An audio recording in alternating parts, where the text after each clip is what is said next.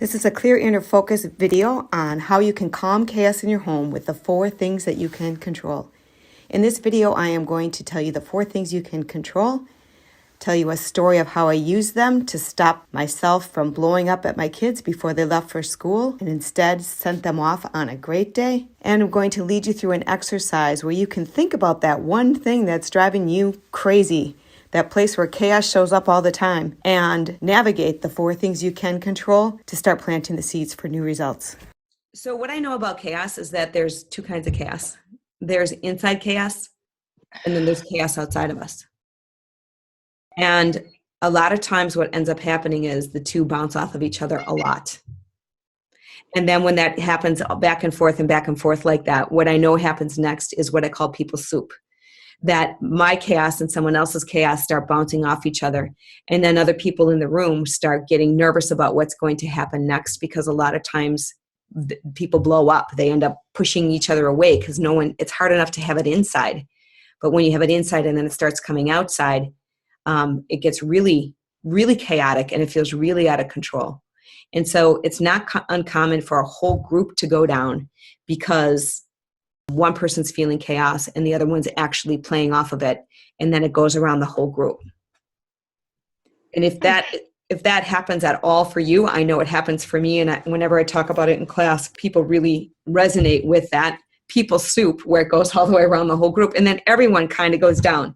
And then there's a rebuilding phase, and in that rebuilding phase, there's a lot of guilt in it, like, oh, shoot, I shouldn't have done that, and I wish I wouldn't have done that, and they shouldn't have done that, and they're wrong, and I'm wrong. And that kind of mindset and that kind of focus just sort of rebuilds that whole chaotic inner turmoil, which rebuilds and just sets up the next dynamic. And this is normal human stuff. But it doesn't have to be. Because people have never learned some of the things about the emotional environment that we have inside until today. And I think it is such an exciting time to learn about some of this stuff. So the story that I tell, that when I first did this, was I had all 4 kids getting on the bus. Twins were 5. The next ones were, I always have to do the math, 9 and 10. And they were all getting on the same bus to go to the same school. And I really, really, really value teaching my kids to be independent. And I also really value being a mom that sets them off on the right foot for the day. I do believe an emotional environment is a really big key to having a good day. So we're getting ready. They're getting ready for school. I'm helping them get ready for school. And it looks like it's not going to happen. It looks like they're not going to catch a bus. And it makes me feel like a failure because I'm not teaching them to get on the bus and let the world support them and not always be dependent on mom. And the chaos is going on inside because I'm screaming the thought, I don't want to have to get him in the car and drive him to school and sit in that carpool lane. So all these thoughts are starting to bombard me, as all I can focus on outside is it's not going to happen. It's not going to happen. And I wasn't even aware I was doing it till all of a sudden I saw the 2 boys at the table and they were fighting. And my imagination flared up like this. And I was like, I'm going to smash our heads together. And I never would have, but it was just like an imagination thought. And I was like, wow, this is exactly where I'm going to apply what I've been learning and teaching. So I did it. I took a deep breath and I went inside. And I started focusing on inside instead of outside. What am I thinking? And I had the screaming thought, I don't want my kids to fight. And it was so loud. The thought was so loud when I became aware of it. And then I laughed at it because I'm okay with kids fighting. I believe that's part of their growth. I believe that's part of what they do. So that one I could let go and I didn't have to focus on anymore. And then I thought, I don't want the kids to fight. And then I was like, oh my God. And I could feel my frustration. And for the first time, instead of exploding from it, I sat there and went, wow, and focused on it with acceptance. This is what it's like to be a human that has this powerful feeling of frustration. And it felt like an alien filling my body. It was so intense and so prickly. And I was just like, wow. And I didn't judge it. I just focused on it and accepted it. And then the next thing I thought is, what do I want? And as fast as I saw that picture of me exploding, I saw the picture of me standing in the front window and watching the 4 kids get on the bus and knowing I set them forth on a good day. So the very thing I valued the very most is I didn't think was showing up. And that was the reason why I was having the chaos inside, and I almost created the problem. And so as soon as it was clear on that solution, and it was like it was so clear there was no worry on it. I know some people worry about their kids on the bus because there's bullies on the bus. If that was my concern, I would have needed to stay with it long enough to be, I want my kids to get on the bus and know I'm a good mom, and I want the kids on the bus to be kind to my kids and my kids to be able to stand up for themselves. That's how I could have painted it more if it wasn't complete. I had no yeah buts in my picture. It was like, I'm crystal clear, this is what I want. And then the next thing that I can control is my response. So I asked myself, how can I respond in that direction? Then I took my focus back on the kitchen. And all of this happened in about 60 seconds or less, the shifting inside. By the time I took my focus back out, they had stopped fighting. Coincidence? Maybe not. Tony Robbins says that when two or more people are in the same room and they have the two or more people with rapport in the same room, who's ever more certain will dictate the outcome of the room. And before I had shifted and got into what I call inner alignment, where I lined my thoughts up with my heart and soul's desires, the solution I wanted, and then took action. Before I had gotten in there, I think that they were feeding off of me as much as I was feeding off of them. I was certain that I was a bad mom before I had gotten into inner alignment. I was certain that I wasn't doing a good job, and I was certain that the kids weren't doing a good job either. And I was dictating that outcome pretty strongly. The other ones were not aware. I don't think they were in awareness, but I was. Mm-hmm. But anyways, whether you believe that or not, these 4 things are super, super helpful. So the 4 things that you can control are your breath, your focus, your imagination, and your response. And the reason why they're so important is because when we're feeling chaotic inside, it's really common to take shallow breaths, and then our energy gets tight around us. And when our energy gets tight around us, look what's happened to my hands. Mm-hmm. Okay, and now someone comes and puts anything at me, it's really easy to go to that. So when I take a breath, a nice deep breath, in fact, I invite you to try it right now and just think of something that you'd like to experience differently as you just take a nice deep breath. And imagine filling this space around you. I call it your energy bubble with your breath. You notice what happens? That means you're self-aware of what's going on inside. Okay, this is a really important first thing to do if it's the only thing you do in the midst of chaos. Because what it does is it puts a boundary around you and removes whatever's going on inside of you from that external chaos for just a minute. What you can do next is then control your focus. Our breath actually helps us do that. It takes the focus of the problem out there and helps bring the focus back to in here. Mm-hmm. Okay. And then when we go in here and we can control our focus here, an important thing to do with our focus here is to focus on what's right with me. There's nothing wrong with me. There's nothing wrong with them. Okay. In this moment, there is really nothing wrong with anyone. I'm just learning a better way, and I can learn a better way to respond. I can learn a better way to lead this group, and I'm not there yet. Okay. That is a focused thought that feels way better than a lot of other thoughts. And so if you let yourself focus on that thought, you're going to notice something different inside. So just take some breaths, if you will, and focus on that thought of whatever I'm noticing inside of me, it's okay. This is normal human stuff.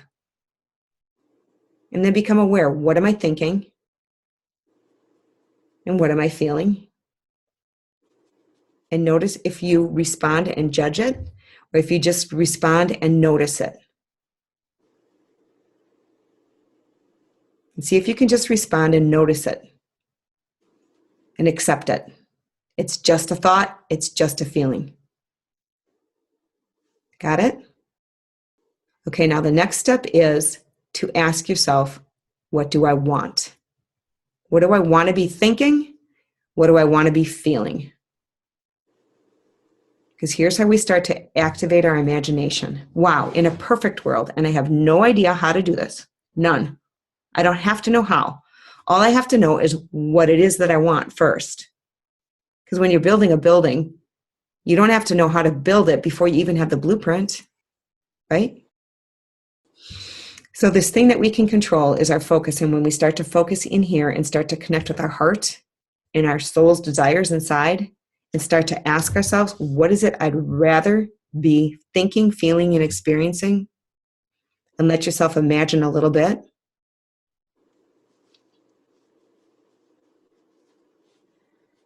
Or just let the I have no idea, but I'd like to know what it is that I'd like to see next instead of this dynamic. That's normal first step, because the pattern of this is going on and the chaos inside and the pattern of all that chaos often doesn't have that really strong pathway back down to where our solutions lie. And it is common to have chaos going in between people like that so much that we think the solution lies in solving something out there. But remember, we didn't draw the blueprint of the solution yet. And so the biggest thing is to control those three things, first of all, before you respond. So let's practice it again because it takes time. So let's just take another deep breath and let go a little bit and see and notice the focus inside now. Is it easier to focus on everything in here is okay, even though I'm noticing it and it's intense? It's okay to be here. And what am I thinking? What am I feeling? And how am I responding to that? Nothing is more important than I respond to whatever's going on inside of me with awareness and acceptance and love. It's really hard when the family is in chaos. And believe me, I know. I've been there and my family has completely changed. So let's just practice again. Let's take a deep breath. Can you imagine just feeling this bubble, this energy space around you? Even if you just imagine and put your hands here, try this again and try breathing and imagining filling it to like here. And see what you feel inside.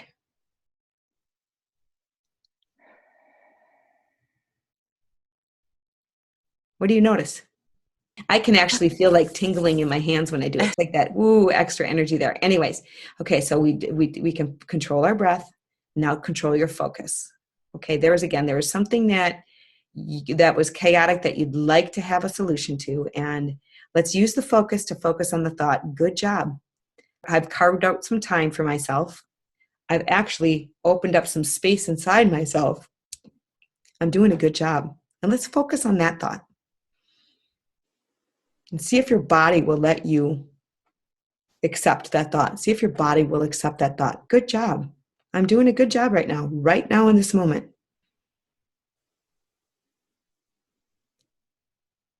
Do you notice that thought being able to go down through your body? Awesome. And when your body accepts it, do you notice anything else going on in your body? So when we focus on thoughts of self-love and good job, and even when I make a mistake, I'm aware, I'm going to learn something new, good job. Now we can keep the steps to positive change moving. Okay? And so then the next step again is to then focus on what solution would I love to see instead of the chaos I've been noticing. What is it that I want?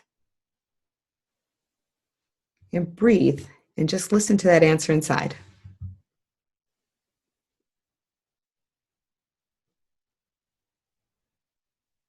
And as we did it just 2 more times in 5 minutes, you are aware that the solution you'd like to see is peace. So let's imagine that for a little bit. Let's make that a 3D HD imagination. Could you imagine peace in your house? Could you imagine, just imagine, you don't have to know how to do it. This is not how to. This is first what. Could you imagine waking up and finding that it's peaceful? And you move through the day And what would it look like and what would it feel like if at dinner it was peaceful? Isn't it cool to imagine that? Do you feel yeah butts creeping in, or can you just imagine that for a little while? So that is how you powerfully control your imagination. When the yeah but comes in, yeah, but I don't want this, keep painting. Well, then what do you want?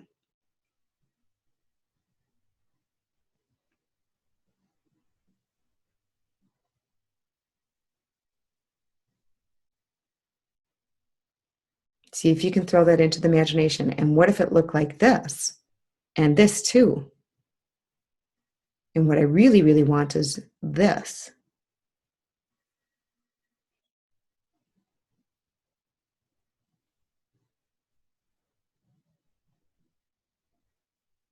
And now, by exercising the 4 things that you can control long enough to get that clear picture of the solution you want inside of you, you've got a clear inner focus.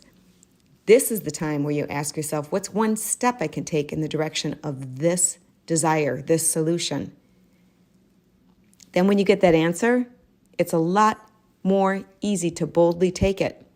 Your answer might be simply saying, I'm not going to sit at the dinner table unless people are treating each other kindly. That would be removing yourself from the people's soup long enough for them to understand that the behavior is not acceptable, and long enough for you to get stronger within yourself and have the respite you need to be able to continue to powerfully respond to the challenges outside of you. It takes a lot of effort to step out of an old way, an old habit of doing things, and lead better boundaries and better habits and better ways of doing things. But it also takes a lot of effort to continue to be sitting in the midst of chaos and to carry that inner chaos inside of, I don't want this to be happening, but what can I do? In conclusion, there are 4 things that you can powerfully control. The things happening outside of you are not your fault. But if they're not your responsibility, you still have a responsibility. And by powerfully navigating the 4 things you can control, your breath, your focus, your imagination, and then your response, you'll find out how you can turn things around and really influence positive change in the lives of others and in your own life. Thanks. I'm Patty Jackson, the founder of Clear Inner Focus. I hope I see you in some coaching classes or even life coach certification.